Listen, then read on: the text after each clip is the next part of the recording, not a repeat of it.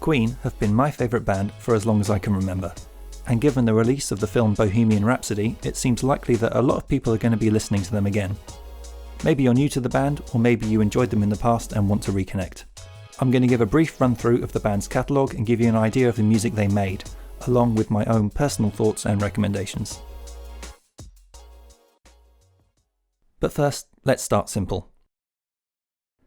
If you just want to enjoy Queen's hits, then that's pretty easy, as Queen have put out greatest hits compilations.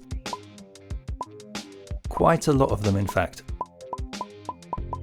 Repackaging and repurposing compilation albums seems to have become something of a pastime for Queen, so even figuring that out can be daunting for a new listener. So let me help you there. All you really need are two compilations, the original Greatest Hits and Greatest Hits 2. The first one more or less covers the first 10 years of the band, the 1970s, and the second one covers the second 10 years, the 1980s into the early 90s. These two albums contain all of the essentials like Bohemian Rhapsody, Another One Bites the Dust, Under Pressure, We Will Rock You, and The Show Must Go On. Probably the only major omission from these compilations is the song These Are the Days of Our Lives, and that's only because it became a hit shortly after Greatest Hits 2 was released. There is also a Greatest Hits 3, but the less said about that the better. If you want to experience the final music made with Freddie Mercury after the release of Greatest Hits 2, then you just need to get the Made in Heaven album, and you're all set. Of course, we all know Queen for their long list of hit singles, but the band did so much more than that. Their albums contain a wide mix of genres and styles covering almost anything you can think of, and for me, that's where their best music lies. I'd even go as far as saying that their famous songs are their least interesting material, but maybe that's just me. If you want to explore further and dive into the band's albums, then there are some real treasures waiting for you. Queen evolved a lot over the years, beginning as a heavy rock band, going experimental, and slowly allowing more pop elements to enter their songs, but within that there was always the Queen sound. Multi-layered harmonies, complex arrangements, melodic guitar solos, and a powerful rhythm section. One thing that made Queen so special was that each member was not only an excellent musician and songwriter in their own right, but they had a very defined sense of musicality for their own instruments, which always fit into the larger picture of the songs. Roger Taylor is one of the few drummers that is recognisable just by listening to him play, and John Deacon's bass parts often contained wonderfully melodic lines that added a tremendous amount, even when you didn't notice them.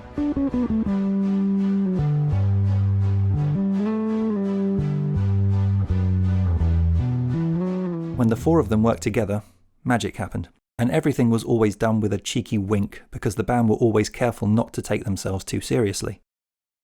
Queen released 15 studio albums with Freddie, and here are my recommendations on how to begin exploring the music beyond the hits.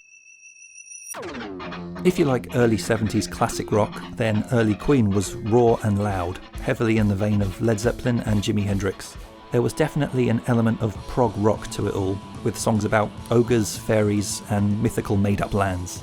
If this sounds like your cup of tea, then check out their earliest albums Queen and Queen 2, which contained songs like Seven Seas of Rye and Keep Yourself Alive. These albums definitely don't sound like the band you know, but contain some of their most exciting music. If you want things a little more refined, you could also start with Sheer Heart Attack. Maybe you're more a fan of the flamboyant and operatic side of the band, and you want more songs like Bohemian Rhapsody and Killer Queen. For this, I'd recommend most of their mid-70s material. Their most famous album is A Night at the Opera, which should scratch the itch, along with A Day at the Races, which is sometimes regarded as a companion piece, although it's a bit more restrained.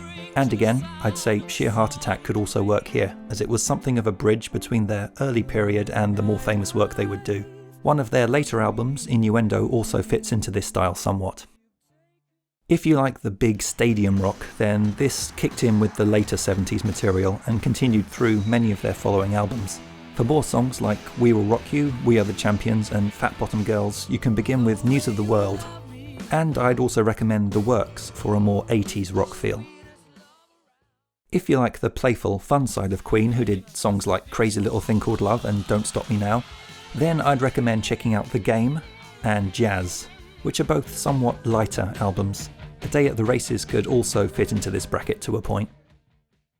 If you want funkier stuff with more of a pop slant, like Another One Bites the Dust, then again, The Game would fit in here, along with their much derided disco album Hot Space, which really isn't as bad as many people make out and still features a lot of guitar work.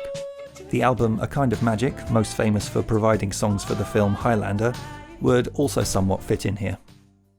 I'd like to note that even though I've categorised these albums, most of Queen's releases contained a wide variety of styles. You're likely to find heavy rockers, calm ballads and upbeat pop songs on most of their albums.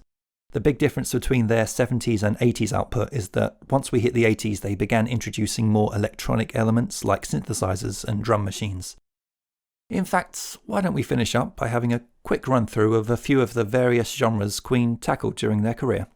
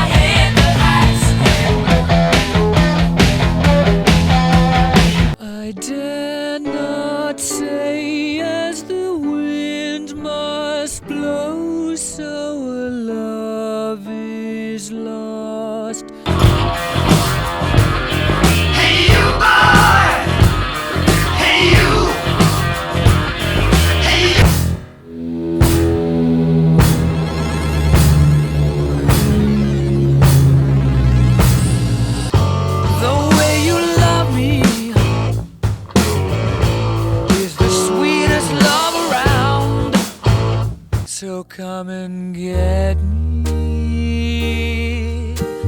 let me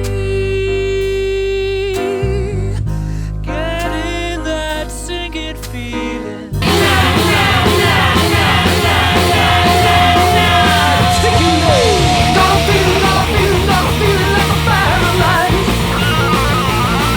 I make it 6:30, you come at 7, always trying to keep me hanging.